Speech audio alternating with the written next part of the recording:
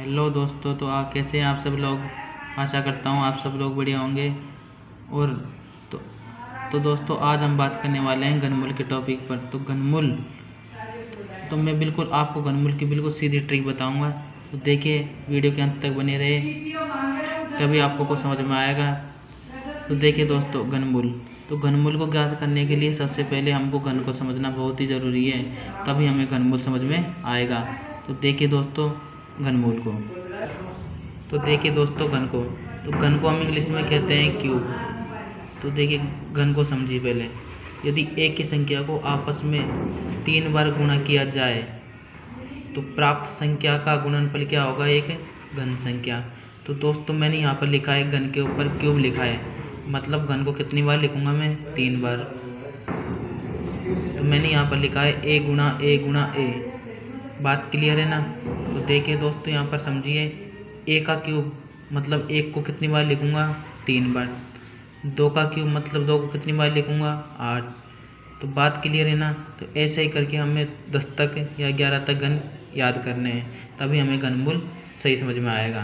तो देखिए दोस्तों, यहाँ पर हम घनमूल के टॉपिक पर आते हैं सीधे।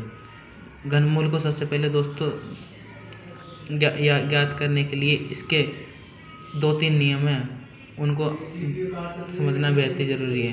तो दोस्तों, मैं आपको बता दूं कि घनमूल को ज्ञात करने के लिए उसकी शॉर्ट ट्रिक है, मतलब घन करने पर इकाई अंक। बात क्लियर है ना? तो दोस्तों, घन करने पर इकाई अंक कौन कौन से हैं? 2 का घन किया तो इकाई अंक कितना आया? 8। 3 का घन किया, इकाई अंक कितना आया? 7। 4 का घन किया, इकाई अंक कितना आया? 4। तो दोस्तों, हमें ऐसे करके 10 तक घन के इकाई अंक याद करने हैं। ठीक है दोस्तों, तो चलते हैं हम घनमूल के कुछ नियमों पर। तो देखिए दोस्तों, घनमूल के कुछ नियम हैं। सबसे पहले ऐसी संख्या को ढूंढते हैं जिसका घन करने पर इकाई अंक प्राप्त हो। मैंने आपको इकाई अंक अभी बताए हुए हैं। तो दोस्तों, पहले नियम को यहाँ पर से हल करना है। दूसरी बात, प्रत्येक संख्या में दहाई और सैकड़ा का अंक हमेशा छोड़ना है। अगर बात समझ में नहीं आई तो मैं उदाहरण बताऊंगा, अपने आप समझ में आ जाएगी। तीसरा नियम है हमारा, शेष बची संख्या, यानी हमने दहाई और सैकड़ा के अंक को हमेशा छोड़ दिया। शेष जो बची संख्या है उसमें हम ये ज्ञात करेंगे कि जो हमने 10 तक 11 तक घन लिखे हैं ना, उसमें ये देखेंगे कि ये घन है ना, किस घन के पास में है। बात क्लियर है? अगर घन, मैंने यहाँ पर लिखा है कि घन ज़्यादा नहीं चल सकता, कम या बराबर हो सकता है, यानी जो बची हुई संख्या है ना, घन ज़्यादा तो कतई नहीं चल सकता, कम या बराबर हो सकता है। तो देखिए दोस्तों, मैंने कुछ उदाहरण भी दिए हैं यहाँ पर। उदाहरण के माध्यम से आपको सब कुछ समझ में आ जाएगा, नो टेंशन रहिए बिल्कुल। तो देखिए दोस्तों, उदाहरण हमारा, तो देखिए दोस्तों, मैंने यहाँ पर लिखा है 32, 7, 6, 8 का घनमूल। तो देखिए दोस्तों, मेरा सबसे पहला नियम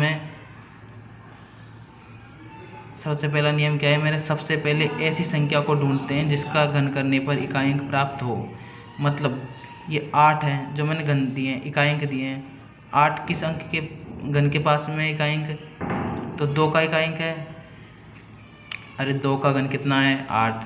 तो 8 एक ही तो है, इकाई अंक भी कितना हुआ? 8 ही हुआ। तो 8 किस संख्या का घन है?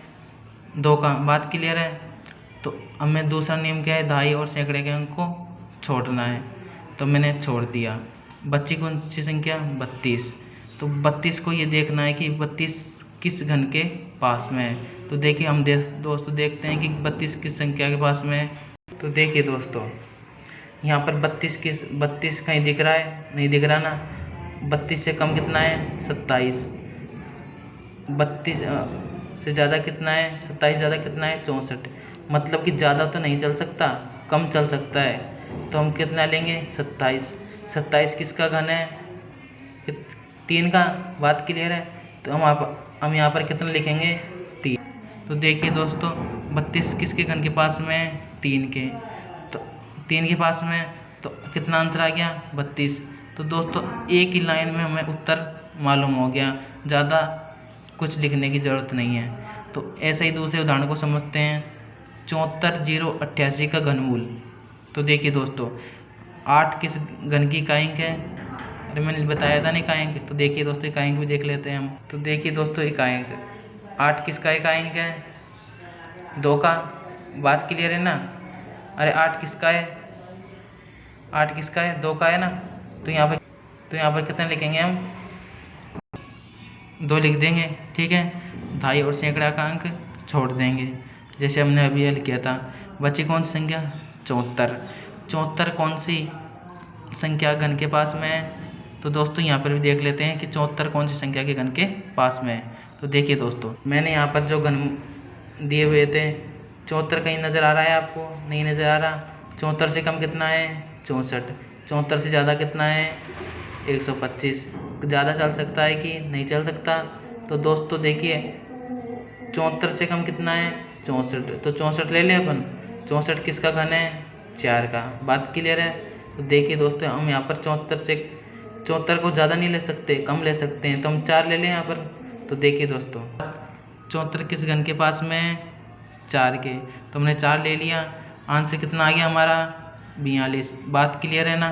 तो देखिए दोस्तों आशा करता हूँ आपको ये वीडियो समझ में आएगी, और नहीं समझ में आई है तो इस वीडियो के डिस्क्रिप्शन में